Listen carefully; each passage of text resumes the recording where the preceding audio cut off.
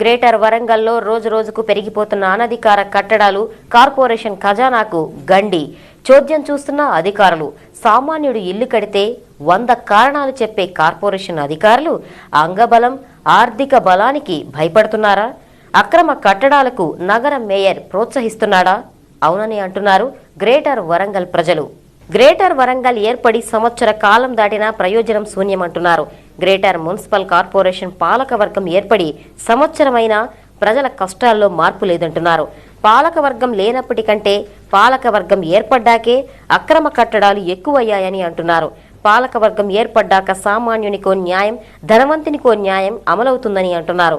అక్రమ కట్టడాలు స్వయంగా నగర మేయర్కు తెలియకుండా జరుగుతాయి అనుకోవడం అవివేకం అంటున్నారు. నిత్యం నగరంలో పర్యటించే మేయర్కు 200 గజాల్లో 5 అంతస్తుల నిర్మాణం కనపడకపోవడం విడ్డూరం అంటున్నారు. పర్మిషన్ లేకుండా ప్రహరీ గోడను కూడా అడ్డుకునే బిల్డింగ్ ఇన్స్పెక్టర్లకు 5 అంతస్తుల మేడ కనబడకుండా ఉండదంటున్నారు. కార్పొరేషన్ అధికారులతో పాటు నగర మేయర్ గ్రేటర్ వరంగల్ అభివృద్ధిపై దృష్టి సారించాలంటున్నారు. అక్రమ కట్టడాలను అడ్డుకుని కార్పొరేషన్ కు లాభాలు చేకూర్చేలా వ్యవహరించాలంటున్నారు.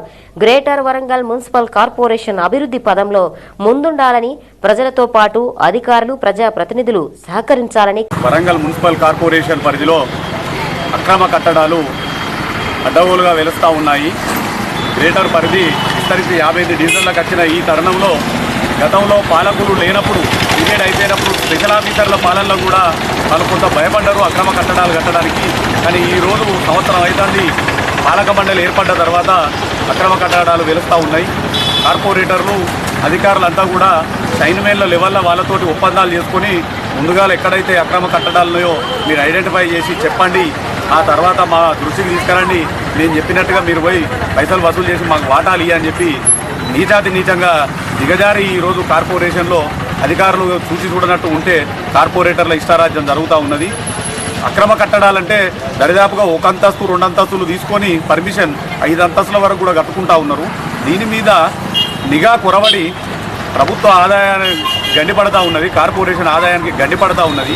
దీని మీద కమిషనర్ గారు ప్రత్యేక చొరవ తీసుకొని కొత్తగా కట్టడాలు ఏమైతే కడతా ఉన్నారో దాని మీద వాళ్ళ పర్మిషన్లు పరిశీలించేది ఉంటే మనకు ప్రజాధనం దుర్వినియోగం కాకుండా కార్పొరేషన్కు అధిక ఆదాయం వస్తుంది. దీని మీద ఆలోచన చేయాలి.